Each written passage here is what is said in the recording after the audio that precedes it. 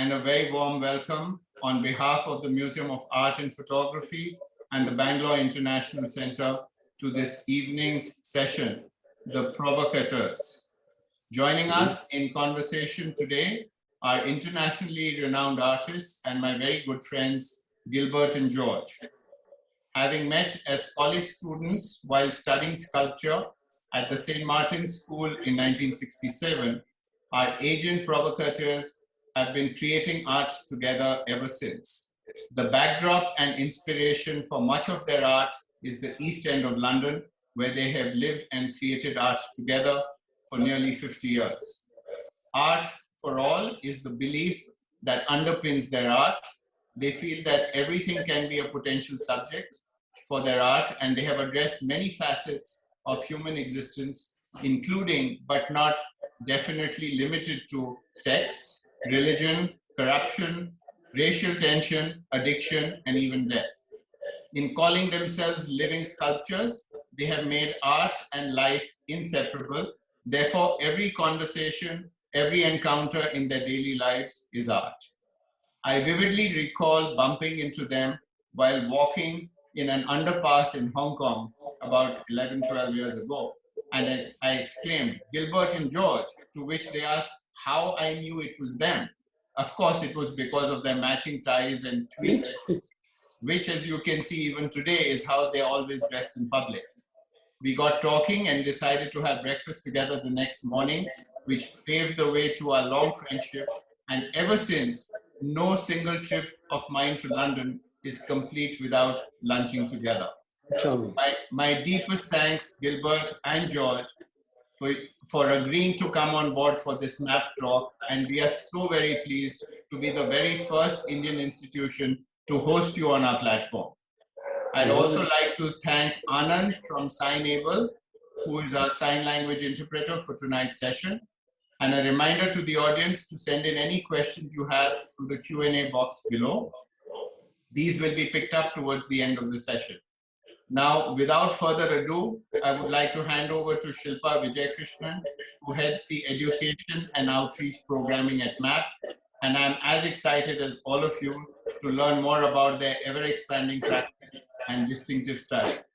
I'm sorry I forgot to introduce myself. I'm Abhishek Podar, the director of MAP.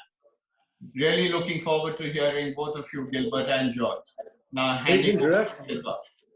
A great introduction you gave us. Fantastic. We are charmed. Thank you so much, Abhishek. And good morning. Good morning. Good morning, Gilbert and George. Thank you so much. It's an honor to be in conversation with you both today. I do have a couple of images of your practice through the years, but before we look at some of it, I was hoping we could start with some of the broader questions. Yes. So I just wanted to ask, you have been exploring sort of the fundamental themes of the human condition and have said that a lot of your practice is about pain. And I wanted to ask, has that changed at all in all these years? We don't believe in change, we believe in evolution. We all know roughly what it was like when we were 5 years old and went to our first school, when you met the first love. So the evolution of our art is like the evolution of a human life. It was quite exciting because I came from a totally different part of the world, from Italy, and moved very, very slowly towards Germany and towards England. And then I met George, and we studied together for 1 or 2 years, and then we were left outsiders. We were like ordinary tramps walking the streets of London, and we trying to make art without having a studio, without having anything. And we thought, what could we do? We could make ourselves the living sculpture in trying to walk the world forever. And all the subjects that are in front of us became art for us. It was extraordinary. It was an invention, the best invention that we ever did. And when we emerged from art school and realized that around us in the East End of London, in Spitalfields, we were surrounded by tramps. People who were damaged by the First World War, very elderly gentlemen, Second World War, and people that were damaged by the prohibitive sexual laws. And we were amazed at the idea that the majority of people in our neighborhood were damaged people, disenfranchised people. All of those people have gone now, they've all passed away. And they've been replaced by a group of young disenfranchised people. And they are, of course, the drug addicts or the dope fiends. And all of those people feel some affinity with us. It's quite extraordinary. But it really started when leaving St. Martin's School of Art and walking the streets of London. We weren't like our contemporaries who were getting grants or getting part-time teaching jobs or applying for overseas things. We were alone, we were nothing. We had no money. We had one floor of this building. And we walked the streets of London and we marveled at the success of the Western world, of all the cinemas and the streets and the buses and the tubes and the prisons and the palaces and the libraries and the nightclubs and the ballet and the opera. And we were astounded by all of that. And we came to Euston Station, next to St. Pancras Station, this huge, people from all over the world pouring into these centers. And in one little street, we found a group of utopian houses with a lawn in front, very, very beautiful. And they had washing lines in the gardens. And on the top of the posts that supported the washing lines, there were beautiful ceramic birds by Royal Dalton. Every post had a different bird. And we were fascinated by that. And then we went to see the shops that the people who lived in those flats would go to. There was a tobacconist, a newsagent, there was a grocery shop, there was a place where you could wash clothes, washing machines, and a little shop that sold only second-hand things. all of the things you leave behind when you leave your flat, the unwanted chair, the unwanted lampshade. And we were fascinated by the detritus of human existence, all the unwanted things. And in that shop, we saw a pile of gramophone records, black gramophone records. And one had the title Underneath the Arches. And we understood that because the tramps around us were living underneath the arches of the railways. And we took the record home and we found some friends who had a machine that would play it. And we were amazed and fascinated by the words because it gave us a clue to the meaning and the future that we would share, a moral dimension. And the words of the song were, "The Ritz I never sigh for, the Carlton they can keep. There's only one place that I know, and that is where I sleep. Underneath the arches, I dream my dreams away. Underneath the arches, on cobblestones we lay. Every night you'll find me, tired out and worn, happy when the daylight comes creeping, heralding the dawn, sleeping when it's raining, and sleeping when it's fine. La-dee-dee-dee-dee-da-da-da-da-da.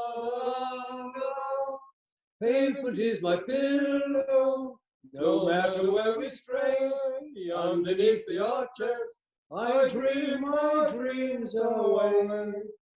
And in that moment, we had it. We had in that moment, we secret. found Gilbert and George. The secret to art. We found the message. A human art, not an academic art, not a formalistic art, an art that can speak to people wherever they live in the world, whatever their educational backgrounds, whatever their financial situation, can still reach through. Because we believe that when we create our pictures, people always ask how we do them, It's very simple. We do them with our heads, our souls, and our sex. So it's feelings, thoughts, what we know, what we don't know, what we dread. And when people look at our pictures, they will unavoidably look at the pictures with their own thoughts and feelings and sexual drives. We can interpret them in the way that we would like them to be seen.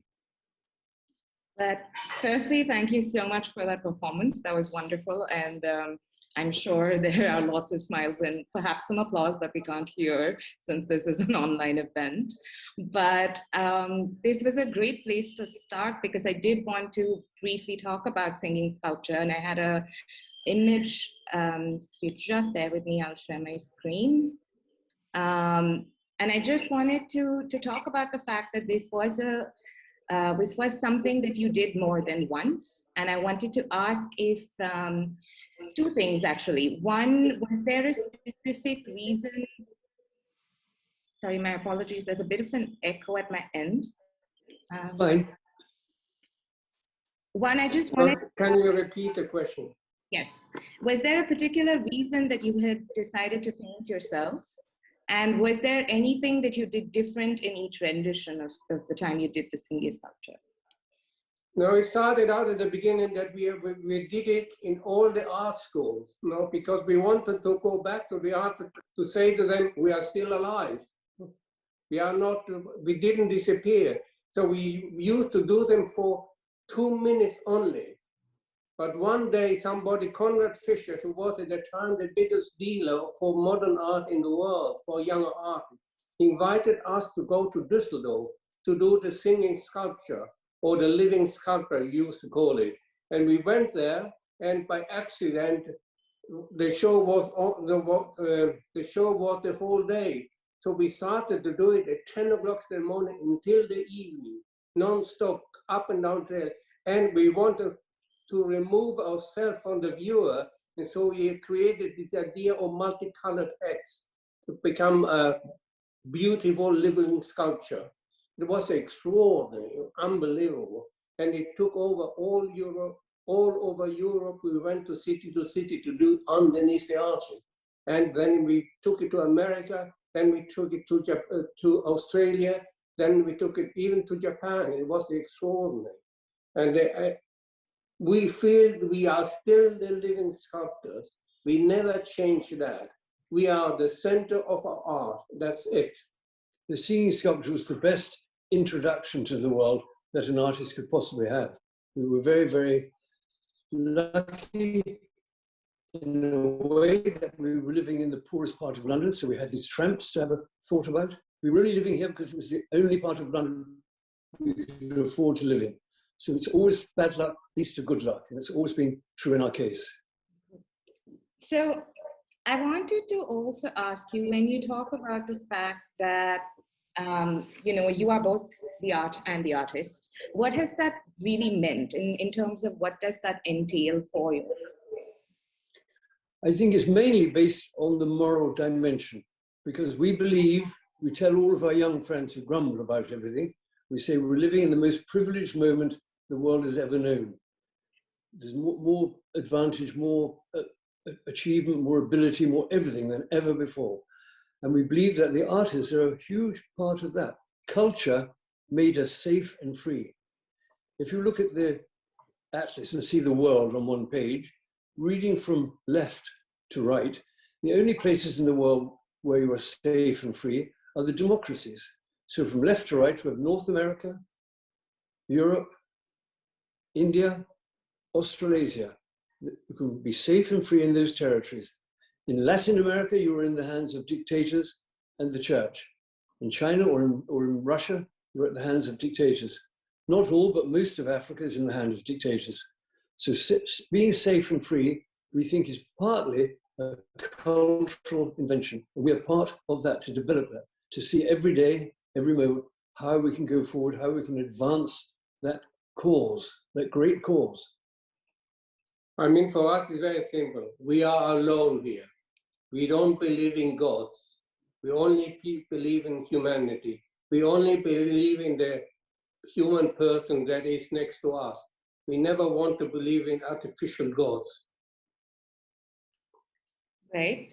So you have talked about the idea that all the world is in art galleries. So would you say that you see yourselves as, I mean, it's reminiscent of Shakespeare saying all the world is a stage. So would you see yourselves as sort of actors in this large, in this larger fabric of things, or do you see your role as change makers, or how would you describe it? I think in that way it's quite simple. We believe that if you are mugged on the street, you know where to get hold of the police. If you become ill, you know how to get hold of a doctor or hospital. Everything's very simple, but there is still an aching gap in life, which can only be served by music or poetry or thoughts or feelings or philosophy. And we are part of that. Art is also a service, we would say. And what's quite exciting, because when we started out, so after the big success of Living Sculpture, we had to create a form to leave something behind on the walls. You know? First, we tried out to do very big drawings, explaining our loneliness, our walking through the woods, how alone we were together, but the sky was still blue, and that was extraordinary. For a lot of people, it was amazing because they saw themselves in us. And that's why I started to love our art, because they saw themselves. We were not different than them. And then we started to find a new form through the negative form to create. In 1971, we did the first show, what they call the Christian 71, where we tried to find a new form making art. You know? Pictures. We call them pictures. And it was very, very interesting. Then we started to be able to have the subject that are inside us. Then we had a little money. Then we started to go out and drinking. You know? We got all drunk. You know?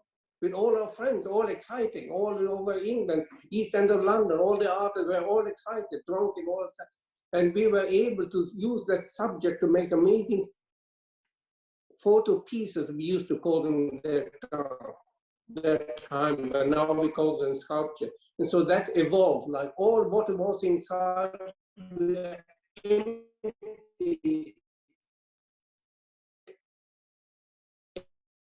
So I do want to show a couple of images from this early period of it. Yeah. What a good idea. This is actually very interesting. So I wanted to, since you talked about having this form, right, and a visual language that you were developing, I was wondering if you could talk a little bit about, you know, the grid that you've become so well known for, or the idea of multiple rectangular panels. Yes, of course. This is a very rare picture. It's one of very, very few pictures which are not using a negative. It's just us in a dark room in the studio, posing against the white sheet of paper and switching the light on and off. So it's a photogrammatic. There's no negative involved. Oh. And of course, the panels is very simple because we wanted to be able to make an art that we could travel very simply with. And like life is made up of years, months and days and minutes. Every house is made up not of one brick, but of many bricks. So it's a very realistic idea to have it in sections. And we like it. It's a certain discipline. We can't do exactly what we want because of that. And not only that, because it's paper, it's not canvas, it's paper. So we were at the beginning not able to, we didn't know how to find bigger sheets of paper. So we used to buy the small pieces of paper, but they have to be protected with glass or plexiglass. And so they have to be small. And so we had the idea to create a grid that we were able to combine together into a big what we call picture. A lot of pictures make one big one. And so we keep that because it's very easy to transport. We can transport a picture that is 20 meters long in 2 boxes. I was also interested in the fact that some of these have, you know, they're not just a large rectangular piece, but they're forming certain kinds of shapes. So there's this one, which is of course forms the shape of a glass, as aptly titled. But also this one where you have these 3 crosses. So I was wondering if you could talk a little bit more about that. It's a very beautiful picture. It's one of the first pictures we showed with the drinking sculptures in New York, I believe, at the Sullivan Gallery. I'm not sure where that picture is now, but it's very beautiful. It's fantastic to see it after such. I think it's called The Secret Drinker. Yeah. That is also well. But they are based on the crossing on the barrels of beer. They're partly that, yes. The 3 crosses on the end of beer barrels. But they're all based on drinking because at that time all the artists are big drinkers, no? But we thought, why shouldn't we make art about that subject? It's a subject. Extraordinary. It is a subject.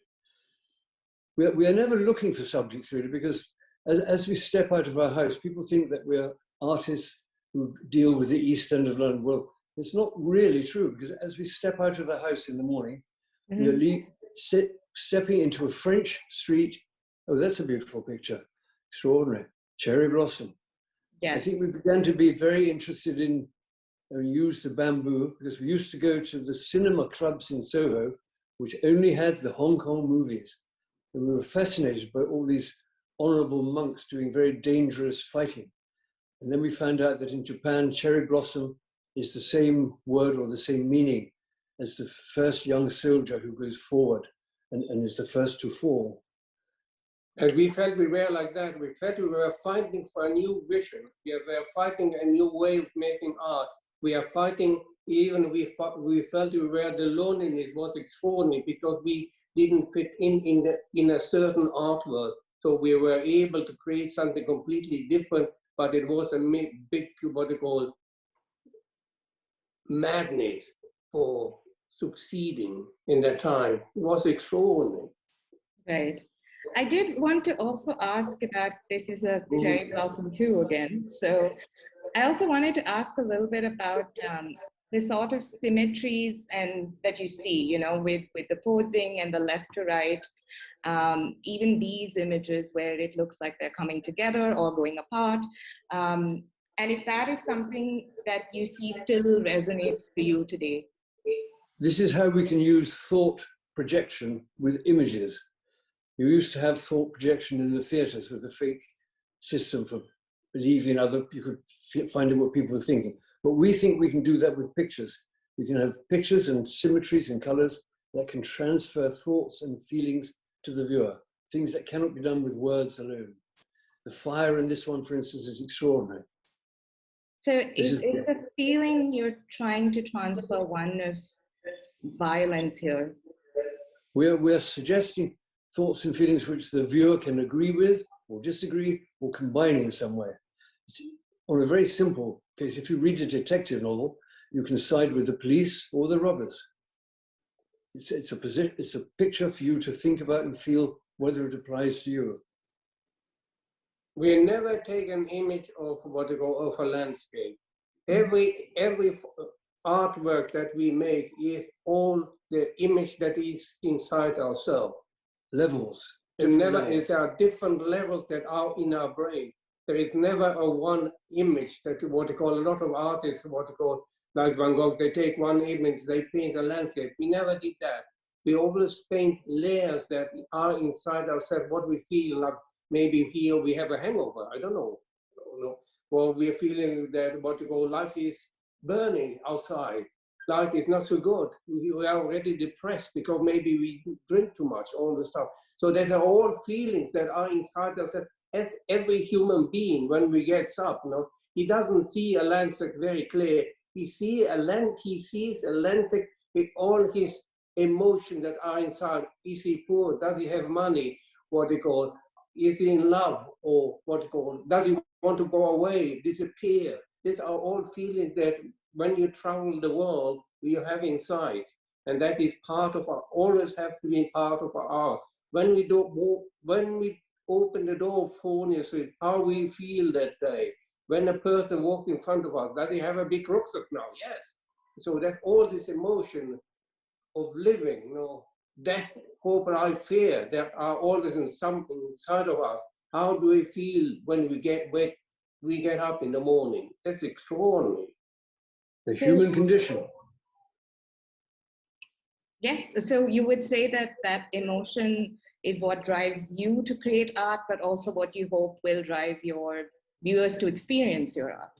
Yes. I think we feel very grateful for the people who paved the way for us to have a very privileged world, extraordinary world, but done with a huge amount of work and suffering, and people went to prison, people were executed for this modern world we live in, this extraordinary privilege. And we like to take that forward, to add to that. As we were saying, it is complex and it is wonderful when we step into the French street, Fournier Street, built on a Roman cemetery. We have an Anglican church at one end of the street. We have a mosque at the other end of the street.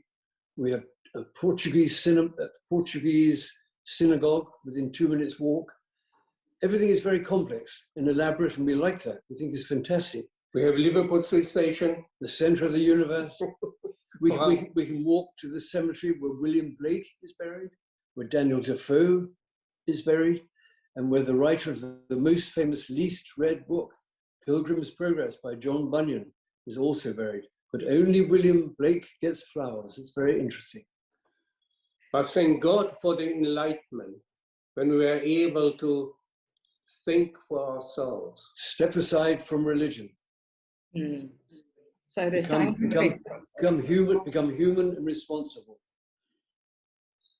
I did want to also start here to talk briefly about color in your works, because that then I think moves. So, I mean, at this point, there are, I think, 2 dead board images that I have here. Yeah. Where, of course, there's an absolute, it feels almost like it's been leached of color in a sense. It's very simple, because we didn't train as picture makers. We trained as sculptors. So we didn't have color. We started in black and white. The images were black and white. And then we found red. And then in 2 more years, we found yellow. And 4 more years, so we found color. We're not like the artists or the children or the amateur artists who starts with a box of colors. It's a very, very unique experience we had to find color for ourselves. We try to find kind of what you call, we wanted to have meaning for colors. Even they are not completely perfect. No, but when we did these dead boards, well, they are not dead boards, are they?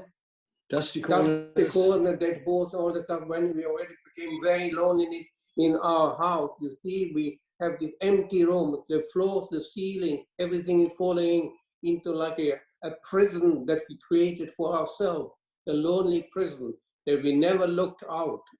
For years, we never walked the streets because we wanted to be inside our bubble.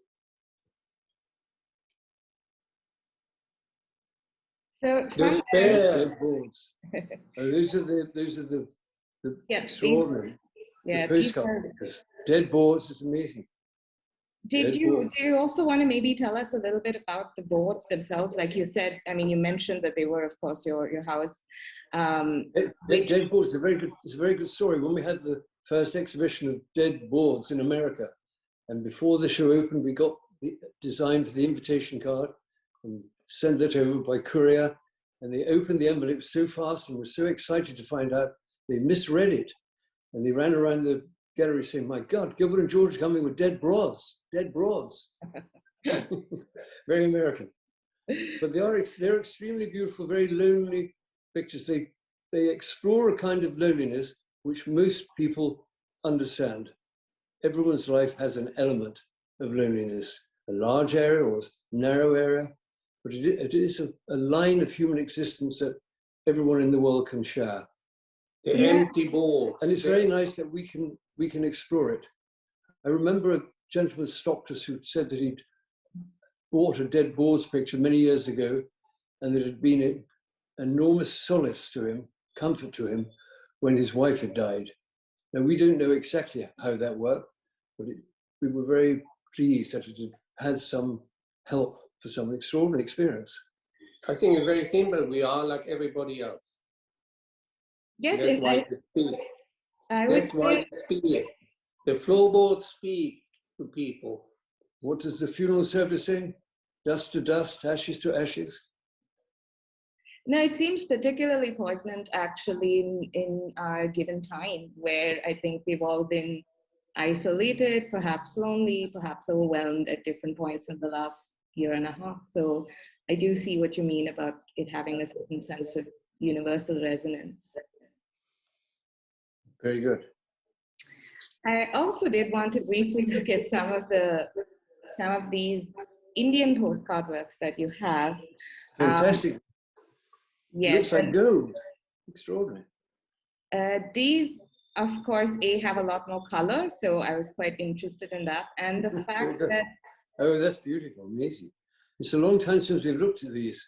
They were all done in 1990, as far as I remember. I imagine it's the because we used to make we used to do this, photo pieces, and then we used to make every 3 or 4 year postcard pieces that we, finding the messages that we like in postcards, like war, lonely people, flowers, nature, landscape, and combining it into making a kind of multicolored composition.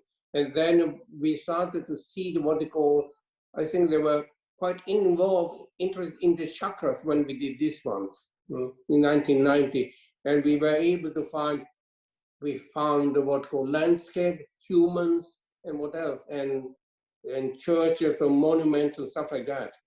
It was very simple how it started, because we had a very nice gallery in London called Nigel Greenwood, and we had a show coming up with him of pictures, and then we had another person who was a friend of ours, who was an art dealer, and he was very, very unhappy and jealous that we didn't have an exhibition with him. And we said, we cannot have 2 exhibitions of pictures in London. So we did something different. We did some charcoal works for him. And then we had another friend who had a gallery. He became jealous. So we had to do a show, we had to think of another form. We had a show of pictures, a show of charcoal sculptures. And so for him, we started the first group of postcard pictures, which must have been in 1972 or something. And it was such a success, and it's such an interesting way for us to create that every so many years, we get together some pictures and make new ones. It's a second form of ours, and we like it very much. And we love it because we got all of these pictures of young Indian people in them. So it felt like where we live, because we live in what is now the Bangladesh district in London. So all of the people in these pictures look like all of our neighbors. Ah. And of course, they're all very famous in their own world. Yeah? That's right. I'm sure there are a couple of members in the audience who might recognize these film stars. Yes, I'm sure of that. But I was also that's a beautiful one with the crystal, the red crystal. Amazing. Yes, and I was fascinated also by the fact that there were so many of these. There's red crystal, red jacket, red scarf. Some of those are obvious, like he's wearing a red scarf. But I also was interested in just this kind of world building with color. Like there's red vest. This one is red. So amazing. I think so was this more of an exploration of color that you were talking about earlier, where you were looking at meanings in color and the fact that you label or title these works such? Is that a reflection of that? I think they're extraordinary pictures. It's a long time since we've looked at these. They're a little small here because our screen is not very big. They're very beautiful. They're very beautiful. Extraordinary. I mean, the colors really started in 1980. Before that, we had black and white and red. You know? I think red started in 75. And for 5 years, we did only black and white and red. But in 1980, we were able to combine blue, red, and green. And but they were all the colors at that time became like our kind of propaganda art, you know, for ourselves, like with young people and what they go with what is sexuality combined with blue skies and loneliness. But young people were part of us because we realized we were part of them, and they were all beautiful. And amazing one. We were able to combine these amazing emotions of loneliness again in the people. No? Extraordinary. Very nice to see them after so long. I also wanted to ask, because in some of these where you're looking at you know, the faces of people who, at least in some parts of the world, certainly here are rather well known, but also monumental architectural buildings that are very familiar. Is there something that you're trying to do when you sort of create these pieces that takes the familiar and, you know, somehow reframes it? These worlds and windows are mainly made up of the human person, the man-made, and nature. These are the 3 elements. The man-made could be like a mosque or church, a castle, or a castle, motorway. Yes, stuff like that. And human person, we can have different. Even politicians, we used to have a lot of actors because we were able to buy these kind of postcards. No? We only wanted. We didn't want to print special people. We just what we could actually buy. You know? Making art from what is there, yeah, the world around us. Landscape came for where we come from. A lot of stuff. I think. Oh, beautiful, extraordinary, amazing. Lots of them. There might be one more. Yeah, this might be all. I also wanted to ask you about, you've talked about art for all as being sort of the, you know, the motto that underpins your practice for a very, very long time. And I also read somewhere where you said that for you all, the meaning of art for all actually has changed over time, or it's something that you're constantly rethinking or reassessing in terms of what it could mean. So I wanted to ask whether you can tell us a little bit about over the years, what art for all has meant? I think that we just became, especially now at this moment in our life, when we're both nearly 80 years old, and because of the pandemic, we feel incredibly privileged and very able. If we did a group of pictures, a huge group of pictures called the New Normal Pictures. And before long, the pandemic happened, and new normal became a normal term. And we had a show of those pictures in London, and then different ones in Paris, and then in New York with your lovely Indian elephants there. And then after that, we had another show of new pictures in Belgium. And at the same time, we have a huge museum show going on in Germany. So we feel very spoiled and very privileged in such difficult times. It's extraordinary how it all happened. I mean, it's quite interesting because from the beginning, art for all, that we want to make art for people. So we had the idea that we wanted to make museum shows. No? We wanted to create the world of Gilbert and George. Every time we don't like to make small gallery shows. No? We have to make them for selling art for our vision. But our vision is big museum shows that you walk in the Gilbert and George world, where you see our subjects, what sexuality, what it calls landscape, what religion, all sex, money, and all the stuff is all there. And you create an extraordinary world. And you can go in and you can agree with it or run away from it, but it affects you. It is powerful art. This imagery is very much visually powerful made. That's why we were able to create a simple version of creating powerful images. The world of Gilbert and George. Even we did a film called The World of Gilbert and George. But now there's big shows like we did the Tate, we did the Pompidou, we did the Pompidou, we did in Italy and in Germany, House of Kunst, and now we did more than 100 museum shows. And that's extraordinary. And now we're taking the art for all even further. We're just around the corner from us on Brick Lane in the Bangladesh district.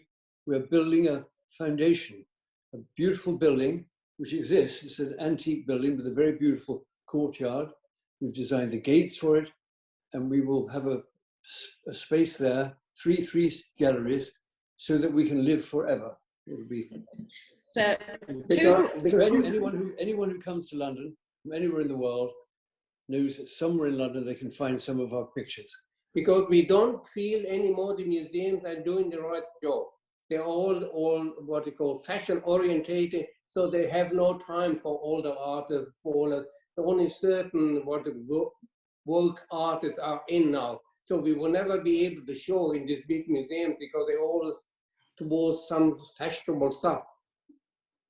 And that's why we create our own space, that people can go in and feel it, real feeling it, what we do. It will be finished later this year, and in the spring of next year, it will open. So we're competing with Abhishek. Well, I see that Abhishek is very keen on asking when the world of Gilbert and George will travel to India so that we can get a chance to see it firsthand ourselves. It would be exciting. We always wanted to do a show in India. And some years ago, we traveled to India. We went to Bombay for Christmas and New Delhi for New Year's Eve. And we tried to explore the possibilities of showing. At that time, it was more difficult. The conditions of the buildings was not so ideal. But we were like the humidity was deteriorating the paper in the places that we went to see. So we were a little nervous. But it was a very, very exciting trip. We stayed at the Taj in Bombay, and a very amusing story. They just had a revamp, and they'd fitted out in all of the corridors of the hotel a great suite of modern art pictures. I think they're done in a factory or something, but they were done in a certain style that looked like an artist that exists called Howard Hodgkin. And a friend who was with us took out his fountain pen and signed all the paintings in the hill, more than 100 paintings. And then the next day we came down for breakfast, and that artist was in the breakfast room. Extraordinary. And we love New Delhi. We stayed at, what's the hotel, the Imperial Hotel? The one thing we remember is that the head waiter was very young, wore beautiful makeup for dinner, but not for lunch. We always remember that. Yes, we were quite excited by it. Extraordinary country, unbelievable. And we are very big fans of Lushing, who did all the big buildings in Delhi. In New Delhi. And the Indian buildings are extraordinary. So No, I think modern art became recently so big. Modern art is so global now. When we started out, it was only Europe and America, and maybe a little some shows in Australia. But now global art is all over. yes, and technology, I believe, has a lot to also do with how much things get disseminated today. So I did want to ask about, you know, a little bit about the lockdown and how, you know, that might have affected your work. You did bring up the new normal pictures, and I do have some of them that that I wanted to look at, but then They came before the pandemic, strangely. Everyone sees something of the pandemic in them, but they were before. Let's see some. yes, just The new normal pictures. I'm just gonna move a little further along. Yes, okay.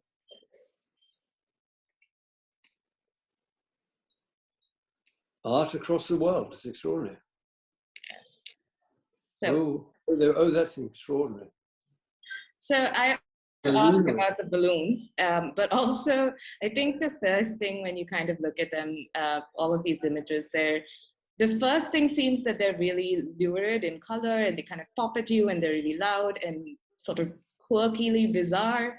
But then the more you sort of look at them, the closer you look at them, or the deeper you dig, it kind of feels like there's a lot going on. So I kind of was wondering about the balloons, which appear here, but also here. Oxygen balloons.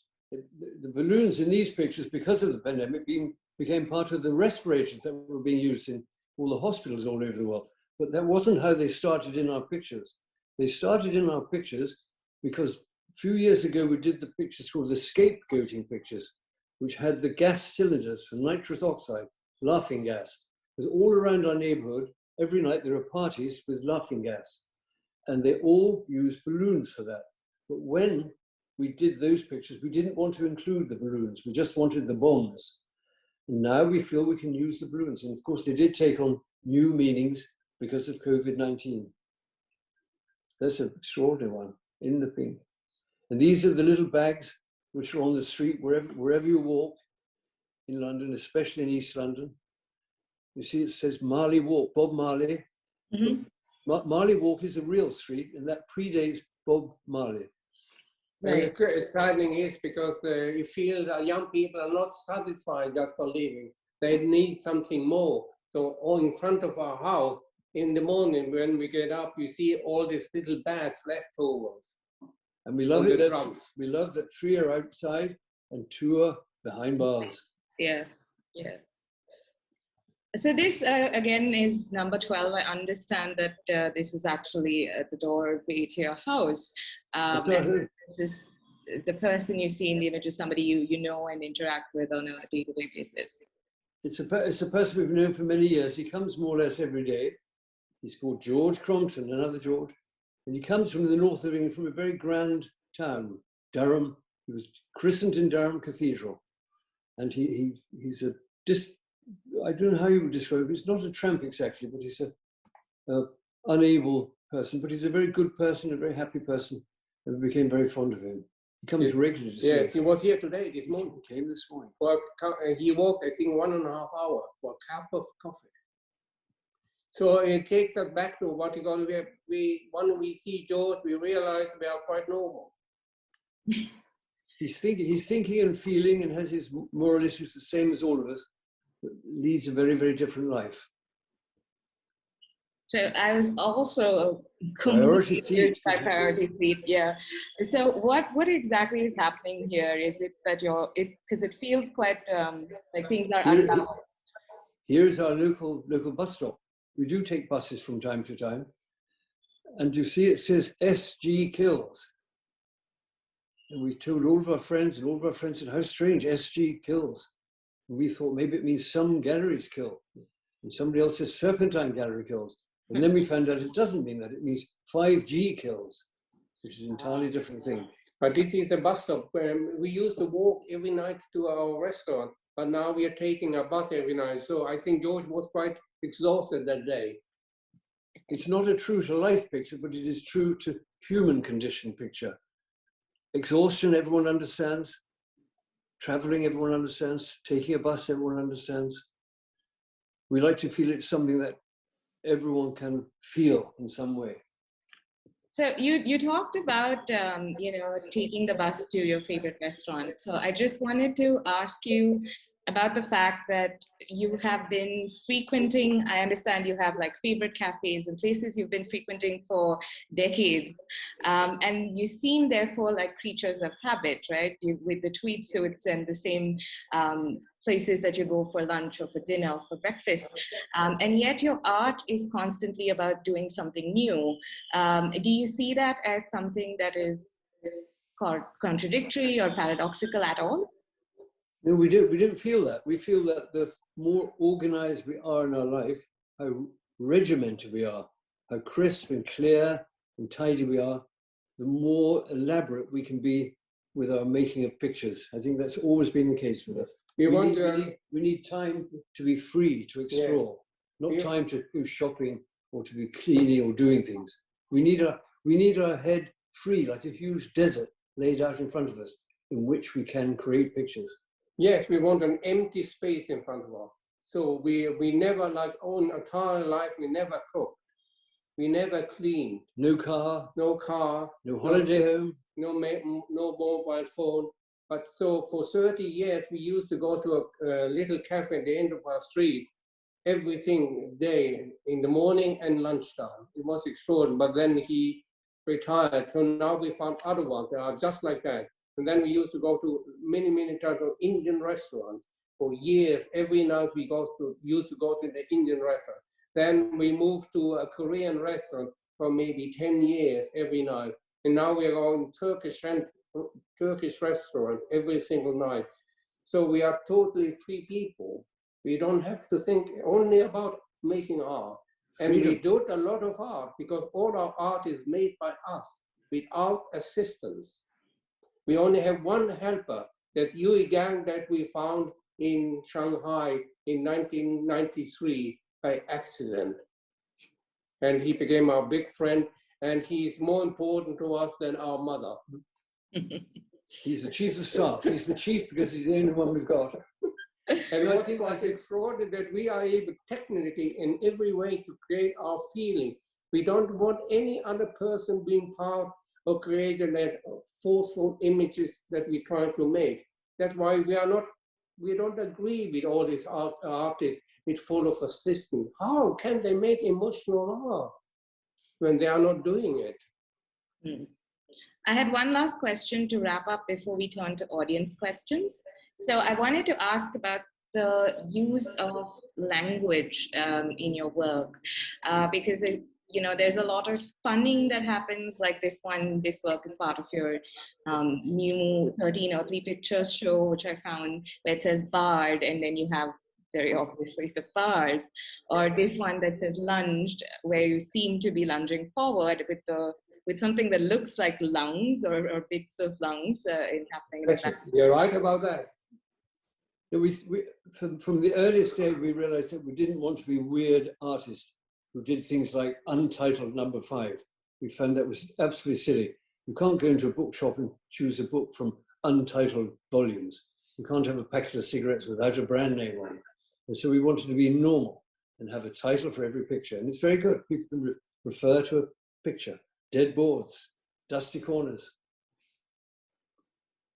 Yeah, and I was also intrigued by the fact that I read that you say that you don't really read a lot or believe in reading books, but a lot of your writing, from the of the vortex that I've been able to see, a lot of it is very poetic in nature. Is it really true that you don't read much or don't have writers that you'll actually enjoy? I don't know who spread that rumor. No, that's not true. No, we read a lot, in fact. I get up at 5:30 every morning to read. I read a lot of history, and I like a lot of novels. Newspapers, we read quite a lot. Yes, But we don't like reading menus. We think reading menus is very boring. So we order the same meal every night. We never look at the menu until one day we nearly vomit, and then we change the menu and go on for the next 3 months. That's why we have been able to create amazing, fantastic titles in our work. Yeah, extraordinary, you know. No artist has titles like ours, you know. And we actually did the philosophy, you know, the big library. And the godology we did recently. So we are not so uninformed. This one last question. Of course, you are present in a lot of your works.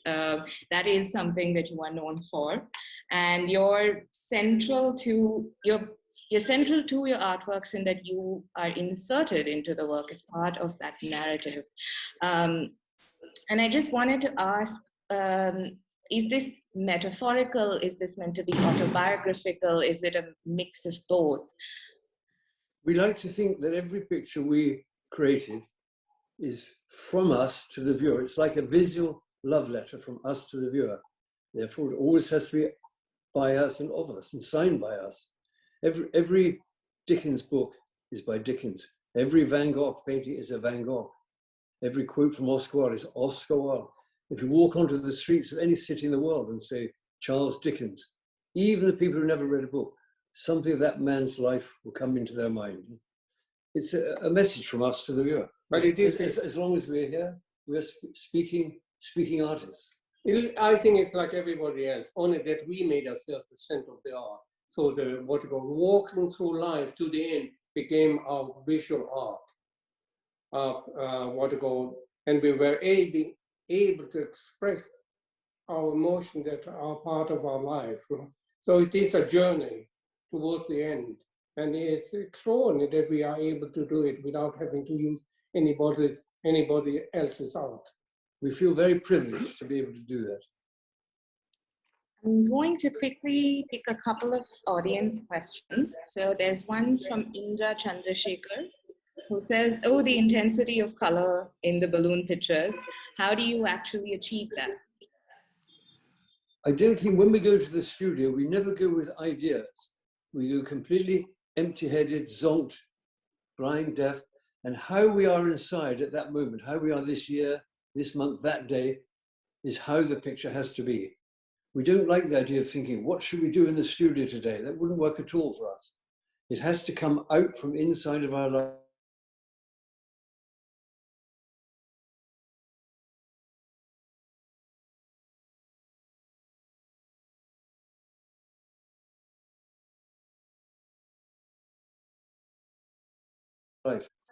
Jana Mangalgiri says that you say you live in the Bangladesh district and you've been mostly living in immigrant areas. Why live there? How does living in such areas inspire your art? And do you have any live interaction with the communities around you? I think we first of all moved to the district because the only place we could afford to live. And at that time, it wasn't Muslim, it wasn't Bangladeshi, it was Yiddish speaking. There were people from Russia, from Poland, from Germany. We're all immigrants. And before that had been another group of immigrants. The French, they were all the French here. This street is French because the French people who didn't have the right religious idea were chucked out of France. So it was always a place of changing population. It's quite exciting because in the 18th century, it's really built by the French, and then the Jewish people, then the what you call Bangladeshi, and then all the artists, students who didn't have money to have a studio, they all ended up in Fournier Street in this place, and we ended up there as well. And it is a beautiful street, and everything changes because it is a cosmology. Everybody from different countries are here. It's not like living in a small country in England. It's a global center of London. And we love we love every human being who passes the street of London. And especially we love the waiters. We are very keen to be friendly to waiters. One of life's secrets. We remember the first weeks when the Bangladesh people arrived in London and into this district, and they were alone. They didn't have families. They were just single men. And suddenly a cafe and another 2 cafes sprung up just for these people because they didn't have flats with a kitchen. They needed somewhere to eat. And so we went every evening to an Indian restaurant called the Clifton. And it was absolutely fantastic. We were the only white people there. It was us and the Bangladeshi single men, us and the police who came in every evening and took a free takeaway. And coming from the country and being a moral idiot, I thought, who should one telephone to report police corruption? But it was quite exciting, but one was a Clifton, there was another one, and the other one more run down, where ordinary people used to eat. And we used to go there to eat, and halfway through dinner, the door was open and a tramp would come in and grab the food from the plate and leave. Just exciting. So it was quite an exciting period for us and very creative.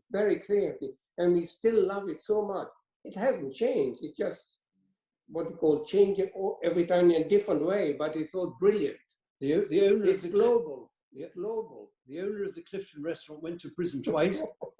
When he came out of prison, he discovered us, because he started to read newspapers in prison, and the only people he knew personally that he read about was us. And he said that he'd heard that we were artists and he would like to buy some of our art. And I said, well, it's a little expensive, really. Yeah? And he said, no, I would like to buy it. And we said, well, you probably wouldn't like it's very modern style art. And he said, I like very much modern expensive. It certainly sounds like an exciting sort of atmosphere around. I did want to ask you, because you said that these were Indian restaurants or Bangladeshi restaurants that you were frequenting. If there was ever a favorite dish that either of you had? Favorite dish? I mean, we have the biryani, the chicken tikka, sagos, all the paneer, and all stuff. You know it. One last question. Peshwari naan always. Sorry? Peshwari naan always. I see, Peshwari naan, all right. There is a question from Shoshan Studios that says, considering that your body of work can shock and intrigue people, would you have any advice for young artists who might tread the path of political correctness? Yes. We would say that a young artist who wants to find his way in life should, very importantly, tomorrow morning when he or she gets up, don't stand up, sit on the edge of the bed, keep your eyes closed, and think, what do I want to say to the world today? And don't get up until they've found the answer to that question. And the second piece of advice to that person would be, fuck the teachers. I think that's a very sound piece of advice, I promise you. I think that's actually a lovely note for us to end on. That sort of brings us full circle. Thank you both so much for today's conversation. Thank you. You've been charming. Yes, I only hope we had more time. I had actually a lot of other images that I wanted to look at, but I believe my hour is up, and I see Abhishek is also back on. It's fantastic. Thank you very much. You were wonderful. Thank you so much, Gilbert. Thank you, George, for starting with Underneath the Arches and your performance, which I've never heard live before. So we are privileged to have that. And I actually had one question. How did you manage with food in the lockdown and in the pandemic, considering that your kitchen only consists of a coffee machine and 2 mugs? It was terrible. We had to take all of the champagne out of the fridge and start to use it for food. Shocking. I can't wait until you're going to show in India, and I hope you will choose MAP to do that. The day will come. We hope to see you very soon in London. We are going to show off our museum as well. Absolutely. I'm coming before the opening and for the opening. Try to come over for the opening, if not before. I'll come for both. Say hello to the family. Thank you so much for doing this for us, and lovely to see you again, my friends. Great to see you. Thank you. Bye. Thank you. Bye-bye. Bye.